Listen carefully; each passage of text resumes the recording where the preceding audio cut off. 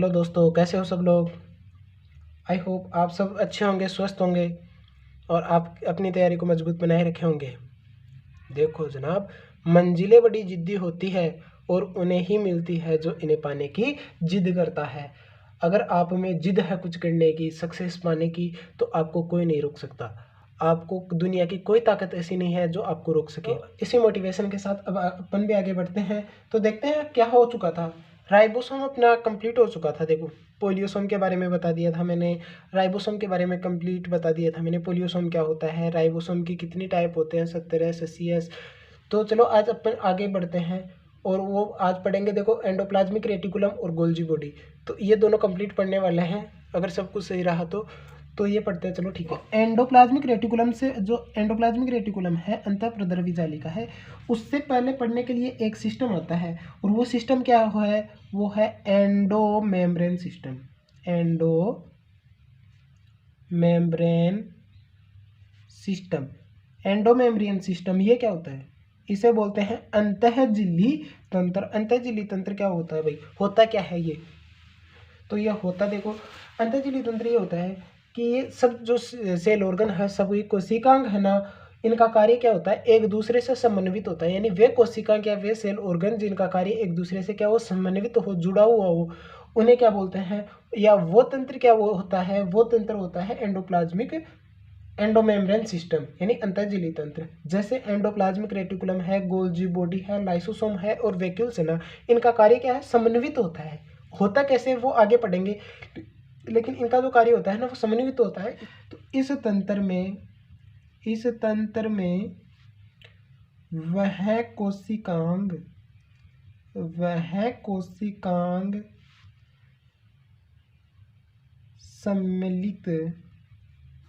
कोशिकांग सम्मिलित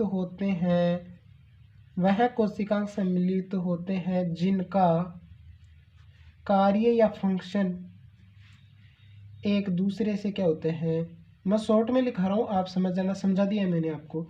एक दूसरे से क्या होते हैं, संबंधित या समन्वित होते हैं। समन्वित का मतलब होता है जुड़ा, या संबंधित भी बोल देते हैं, जुड़ा होता है। वो क्या है, एंडोमेम्ब्रेन सिस्टम, अंतःझिल्ली तंत्र। ठीक है, तो अब अपन टॉपिक को स्टार्ट करते हैं और वो टॉपिक है अपना इस झिल्ली तंत्रों में है और वो है एंडोप्लाज्मिक रेटिकुलम। अगर इसको मैं ER बोलूँ ना तो आप घबराना नहीं, क्योंकि इसको बोलते हैं, मैं लिख देता हूँ इसकी फुल फॉर्म, वो है एंडोप्लाज्मिक रेटिकुलम। इसे क्या बोलते हैं, एंडोप्लाज्मिक रेटिकुलम, अंतःप्रद्रवी जालिका, इसको हिंदी में बोलते हैं शायद अंतःप्रद्रवी जालिका। इसके बारे में मैंने क्लास के जो फर्स्ट क्लास थी उसमें बताया था। क्या बताया था, यह है एकल झिल्ली युक्त कोशिकांग का। देखो कभी कभी तो सीधा क्वेश्चन पूछ लेते हैं, ये क्या है, एकल झिल्ली युक्त सेल ऑर्गन है या कोशिकांग है। कोशिकांग क्या होते हैं, जो कोशिका के भीतर पाए जाते हैं, यानी कोशिका के भीतर जो अंग उपस्थित होते हैं वो क्या है, कोशिकांग। ठीक है, तो अंतःप्रद्रवी जालिका देखो कैसे है, ये अपने पास में कोई सेल है, ये क्या है, इसका केंद्रक है, ये केंद्रक है, और ये क्या है, एंडोप्लाज्मिक रेटिकुलम, ये क्या है, अंतःप्रद्रवी जालिका है। ठीक है, ये क्या है, एंडोप्लाज्मिक रेटिकुलम, ER। ठीक है, ये क्या है, अंतःप्रद्रवी जालिका है।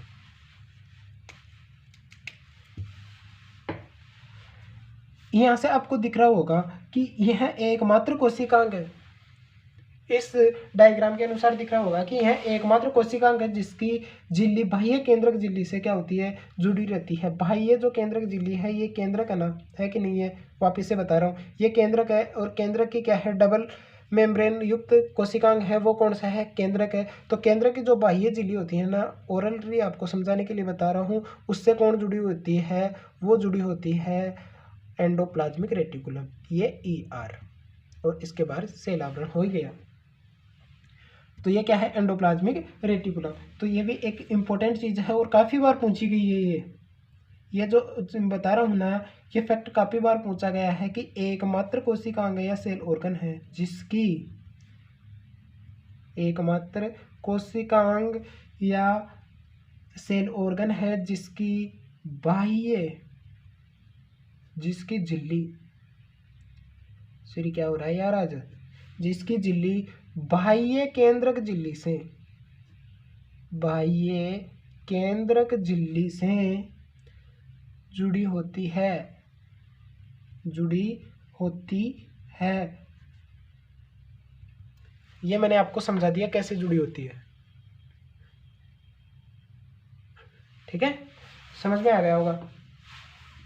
इसलिए इसको क्या बोलते हैं, देखो बाह्य झिल्ली, इस केंद्र की जो बाह्य झिल्ली होती है इससे जुड़ी होती है, इसी कारण इसको क्या बोलते हैं पता है कि आपको, सिस्टम ऑफ मेम्ब्रेन यानी झिल्लियों का तंत्र, क्योंकि ये केंद्रक जो होता है केंद्र की बाह्य झिल्ली के साथ जुड़ी होती है, एंडोप्लाज्मिक जो रेटिकुलम है वो, इसके कारण इसे बोलते हैं सिस्टम ऑफ मेम्ब्रेन यानी झिल्लियों का तंत्र। अब देखें हैं तो किसके, एंडोप्लाज्मिक रेटिकुलम के सामान्य कार्य देखें, इसके कार्य हैं, स्पेसिफिक कार्य नहीं है लेकिन सामान्य कार्य इसके क्या है, सामान्य फंक्शन या सामान्य कार्य क्या है वो देखें। यहाँ से भी क्वेश्चन बना हुआ है भाई, और जो ये इंपॉर्टेंट बता रहा हूँ ना, ये तो इसके फूल पत्ती तारे सितारे जो लगाना है वो लगा लेना, ये तो काफ़ी इंपॉर्टेंट है, बहुत बार क्वेश्चन आया हुआ है कि जो केंद्रक झिल्ली की, जो केंद्रक है उसकी बाह्य झिल्ली के साथ कोशिकांग जुड़ा होता है ना, वो कौन सा कोशिकांग जुड़ा होता है, वो होता है एंडोप्लाज्मिक रेटिकुलम ER, ठीक है। अब पता है, अब जो ये न्यूक्लियस इसका कार्य जुड़ गया है इसके एंडोप्लाज्मिक रेटिकुलम के साथ, इसी के कारण इन्हें बोलते हैं एंडोमेम्ब्रेन सिस्टम यानी अंतःझिल्लियों का तंत्र। क्यों बोल रहे हैं अंतःझिल्लियों का तंत्र, क्योंकि इनका कार्य जुड़ रखा है ना, केंद्र का कार्य है, अब इससे अपशिष्ट वगैरह है वो इसी के माध्यम से जाएंगे या फिर इसी के माध्यम से आएंगे, या फिर राइबोसोम है उससे कार्य जुड़ा हुआ, कैसे, क्योंकि रफ एंडोप्लाज्मिक रेटिकुलम पर क्या पाया जाता है, राइबोसोम, इसी के कारण इनको क्या बोलते हैं, एंडोमेम्ब्रेन सिस्टम, एंडोमेम्ब्रेन सिस्टम। ये भी ध्यान रखना, मैंने समझा दिया था पहले लेकिन फिर भी बात आ रही है तो मैं बता रहा हूँ आपको।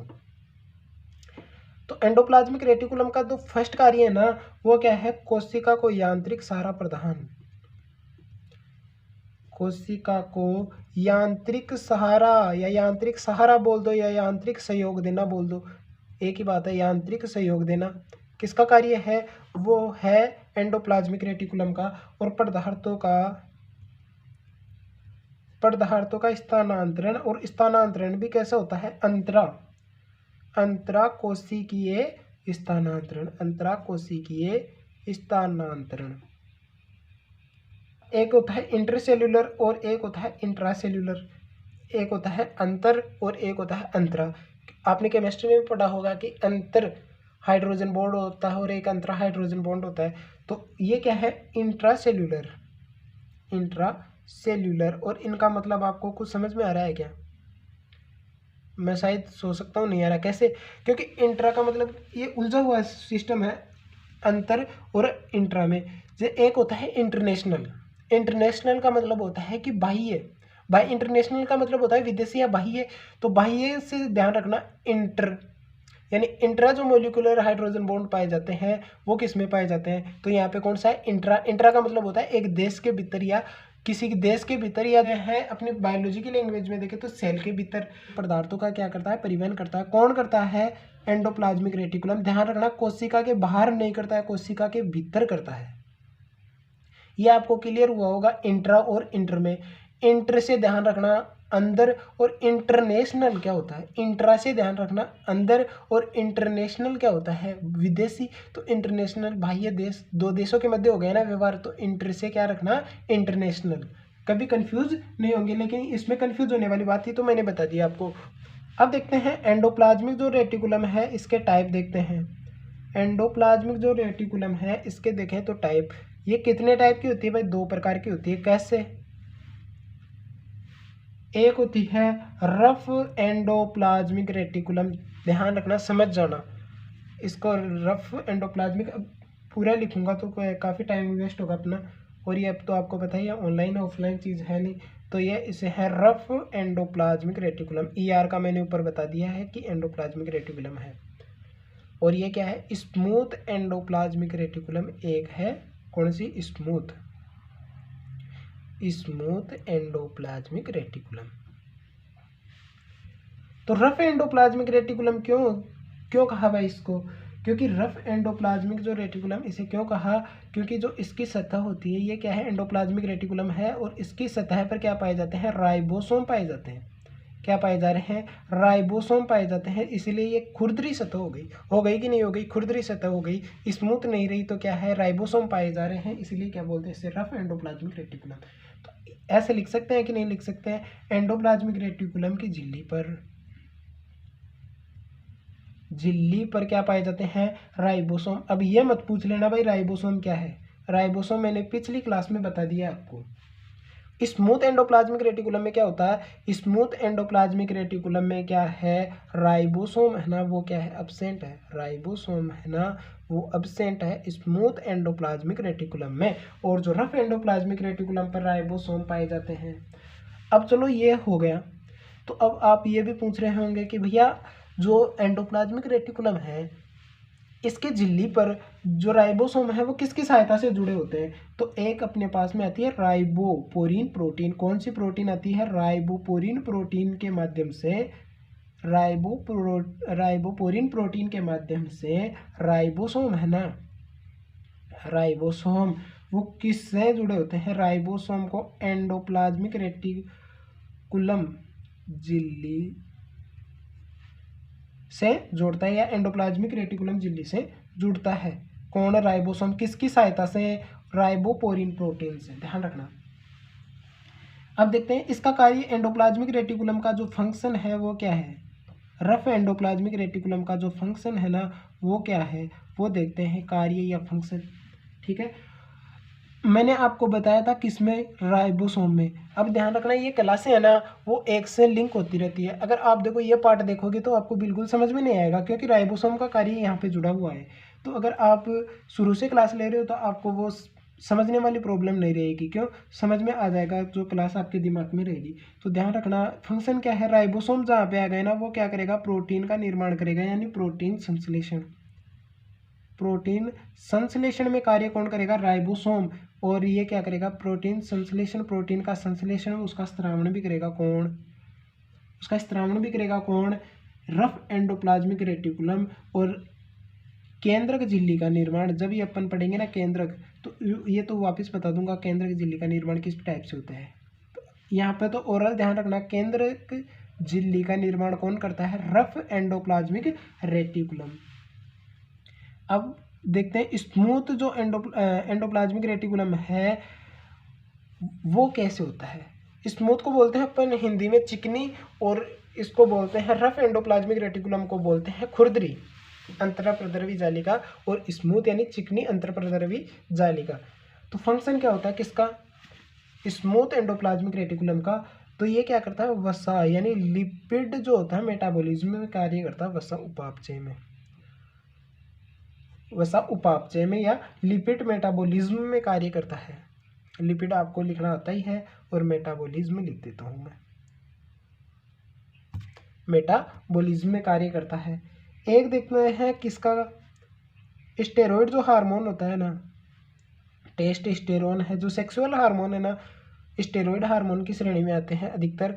तो स्टेरॉइड जो हार्मोन है ना, स्टेरॉइड हार्मोन का क्या करता है, संश्लेषण कौन करता है। सिंपल ये क्वेश्चन, फैक्ट से क्वेश्चन आता है कि स्टेरॉइड हार्मोन का संश्लेषण कौन करता है, वो करता है स्मूथ एंडोप्लाज्मिक रेटिकुलम।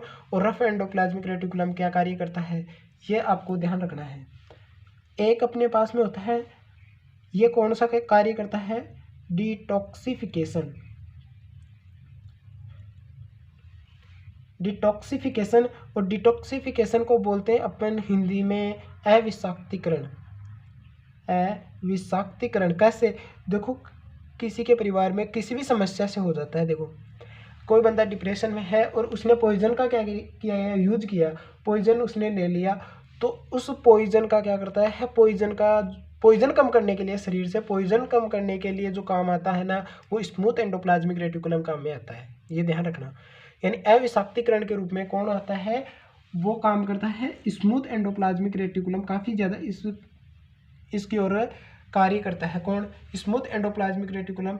देखो काफ़ी सिचुएशन होती है जिसमें लोग पॉइजन्स का शिकार हो जाते हैं या पॉइजन्स को ग्रहण कर लेते हैं। कैसे? जैसे अभी एक सप्ताह में कोटा में लगभग 4 स्टूडेंट्स ने सुसाइड किया है, पॉइजन लेके किया है। तो उनके शरीर में प्रारंभिक स्तर पर, अगर मैं अंतिम स्तर की बात नहीं कर रहा, प्रारंभिक स्तर पर कौन कार्य करता है? स्मूथ एंडोप्लाज्मिक रेटिकुलम कार्य करता है, यानी उनको बचाने के लिए कार्य करता है। कौन? Smooth endoplasmic reticulum. ऐसा कदम उठाना तो नहीं चाहिए, सबकी लाइफ देखनी चाहिए यार, अपने परिवार वालों की, अपने रिश्तेदारों की है, अपने भाई बहन की है। अरे एक बार सक्सेस नहीं मिली तो क्या हुआ? ये जितने भी बिजनेसमैन है ना, वो मेरिट होल्डर नहीं है। इनको पूछ के देखो कि इनकी लाइफ में कितनी क्या समस्या रही है और रेगुलर रहती है, तो वो मैटर नहीं करता कि मैं है क्या, काय का डिप्रेशन होता है यार। अपना काम करो बस, अगर सिलेक्शन नहीं होता है तो नहीं होता है। जिस दिन एग्ज़ाम देके बाहर निकलो ना, तो आपको ये लगना चाहिए कि यार चलो सिलेक्शन नहीं हो रहा है या हो रहा है तो मेरी मेहनत में कोई कमी नहीं है। एग्ज़ाम देने बैठो ना तो ये होना चाहिए कि यार मेरी मेहनत में कमी नहीं है, अगर जो होगा वो ऊपर वाले के हाथ में है। ठीक है, तो अब देखते हैं अपन, ये चलो नेक्स्ट बातें थी। देखे ना, वो क्या होता है कि ये केंद्रक है, और केंद्रक की जो कोशिका, बाह्य कोशिका झिल्ली से क्या होती है, वो जुड़ी होती है कौन? Endoplasmic reticulum.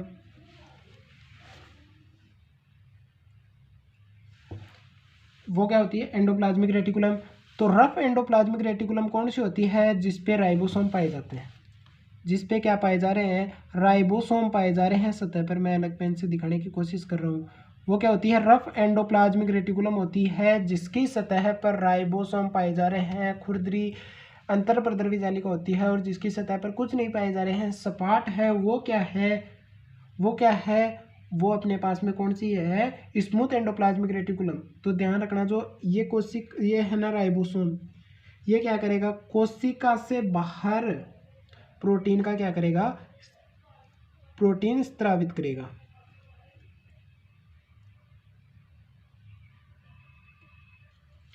और ये जो अपने पास में, ये क्या है अपने पास में? देखो एक ओरल डायग्राम बना रहा हूँ। ये क्या है? एक सेल है। फिग किसका बना रहे हैं अपन? सेल का है। फिग या फिगर है, ये पिक्चर किसकी है? सेल की है। तो इसमें अंदर क्या पाए जाएंगे कोशिका में? वो पाए जा रहे हैं राइबोसोम। ये क्या है? राइबोसोम। राइबोसोम यहाँ पे भी पाए जा रहे हैं। और मैंने बताया था जहाँ पे राइबोसोम होते हैं वहाँ पे प्रोटीन संश्लेषण का कार्य होता है। तो ये भाई मेरे भाई, ये बनी प्रोटीन। क्या बनी? प्रोटीन बनी ना ये क्या बनी? प्रोटीन। और प्रोटीन बनेगी तो ये क्या होगी? ये प्रोटीन है ना, इसका यूज कहाँ पे होगा? केवल और केवल सेल में यूज होगा। सेल में ही क्या होगा? इसका यूज होगा। और जो ये प्रोटीन बनी है ना, कौन सी? एंडोप्लाज्मिक जो रेटिकुलम है, रफ एंडोप्लाज्मिक रेटिकुलम है, इसकी सहायता से जो बन रहा है ना, वो कौन सी जो प्रोटीन बन रही है ना, वो क्या होगी? कोशिका के बाहर स्रावित होती है। किसके बाहर होती है? कोशिका के बाहर स्रावित होने वाली प्रोटीन है ना, वो कौन सी है? स्मूथ एंडोप्लाज्मिक रेटिकुलम से नहीं, आर से बनी हुई जो प्रोटीन है वो क्या होती है? कोशिका के बाहर स्रावित होती है। स्मूथ से तो आपको पता है क्या बनता है, क्या होता है। अब देखते हैं एंडोप्लाज्मिक रेटिकुलम के है ना, इसके रूपांतरण देखते हैं, ये किस प्रकार से किस में रूपांतरण होती है। तो एंडोप्लाज्मिक रेटिकुलम के रूपांतरण देखे ना, वो देखते हैं। वैसे तो बहुत टाइप में होती है, लेकिन अपने प्रमुख से अपने एग्जाम की दृष्टि से इंपॉर्टेंट ना जो बता रहा हूँ। तो एक होते हैं निश्चल कण। निश्चल कण किस में होते हैं भाई? निश्चल कण अगर आपने पहले बायोलॉजी पढ़ी है ना, तो आपको 100% पता होगा निश्चल कण किसे बोलते हैं। निश्चल कण वो होते हैं किसमें न्यूरॉन्स होती है अपने पास में, तंत्रिका कोशिका, उसके ऊपर प्रेजेंट कण होते हैं ना, वो क्या होते हैं? निश्चल कण होते हैं। तो वो किसके रूपांतरण होते हैं? एंडोप्लाज्मिक रेटिकुलम के रूपांतरण होते हैं। एक किसमें प्रयुक्त होती है? Sarcoplasmic reticulum. Sarcoplasmic reticulum. Sarcoplasmic reticulum किसका रूपांतरण है? एंडोप्लाज्मिक रेटिकुलम का रूपांतरण है। और एक होता है माइक्रोसोम्स। एक क्या होता है? माइक्रोसोम्स। माइक्रोसोम्स क्या होते हैं कि जो एंडोप्लाज्मिक रेटिकुलम है या राइबोसोम के जो खंड है ना, टुकड़े, और वो टुकड़े कैसे होते हैं? टुकड़े जैसे अपकेंद्रण। अपकेंद्रण जैसे फिजिक्स में आपने पढ़ा होगा कि साइक्लोटोन होता है ना, जैसे वो इलेक्ट्रॉन बाहर की ओर घूमता है, यानी केंद्र से अपकेंद्रण क्या होगा? यानी केंद्र से किसी चीज़ को राउंड में घुमाएंगे, गोल घुमाएंगे, तो केंद्र से वो चीज़ किधर जाएगी? बाहर हो जाएगी, बाहर की ओर जाएगी। तो बाहर की ओर जाएगी ना, तो उससे क्या होगा? एंडोप्लाज्मिक रेटिकुलम और राइबोसोम का क्या होंगे? खंड होंगे, और टुकड़े होंगे उन्हें क्या बोलते हैं, माइक्रोसोम। और ये पता है माइक्रोसोम जो अगर राइबोसोम के टुकड़े होंगे, एंडोप्लाज्मिक रेटिकुलम होंगे, वो सजीव कोशिका में तो होगा नहीं, तो ये किस में पाया जाएगा, निर्जीव कोशिका में पाया जाएगा। कौन सा, माइक्रोसोम। और जो सार्कोप्लाज्मिक, देकर ध्यान रखना, सार्को का मतलब क्या होता है, पेशी से संबंधित होता है। जैसे सार्को क्या है, पेशी से। तो पेशियों में उपस्थित कौन सा होगा, पेशियों में उपस्थित एंडोप्लाज्मिक रेटिकुलम को क्या बोलते हैं, सार्कोप्लाज्मिक रेटिकुलम। और जो निषेल कण है मैंने बता ही दिया, वो क्या होता है, जो न्यूरॉन्स में उपस्थित राइबोसोम होता है ना। कौन सा राइबोसोम होता है, आर ई आर जो राइबोसोम होता है ना, वो आर ई आर का रूपांतरण होता है न्यूरॉन्स में। ये क्या होता है, न्यूरॉन्स में प्रेजेंट राइबोसोम, न्यूरॉन्स में उपस्थित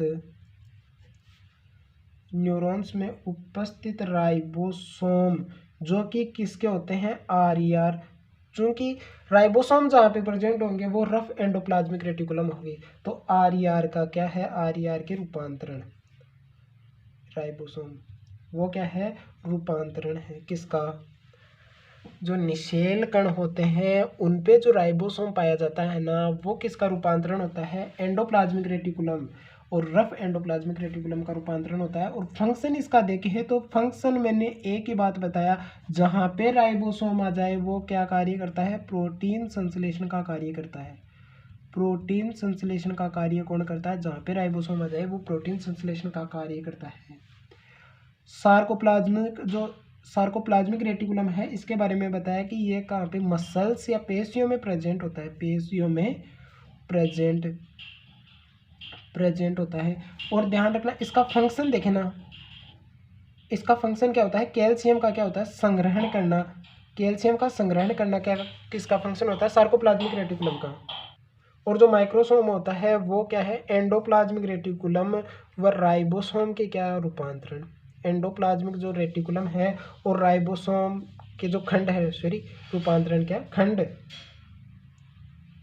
टुकड़े, वो क्या है, माइक्रोसोम है। और ये ध्यान रखना है इसके बारे में, ये क्या है, अपकेंद्रण के कारण होता है। ये मैंने समझाया था अपकेंद्रण, ये आप थोड़ा ध्यान रख लेना ओरल।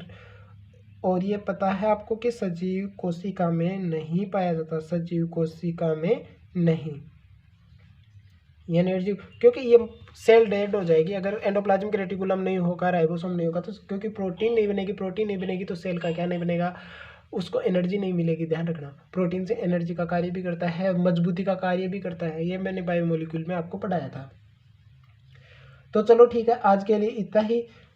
आप क्लास को लाइक शेयर सब्सक्राइब करते रहना, अपने दोस्तों तक शेयर करते रहना। मिलते हैं नेक्स्ट ही जल्दी किसी क्लास में, तब तक के लिए thank you for watching, bye.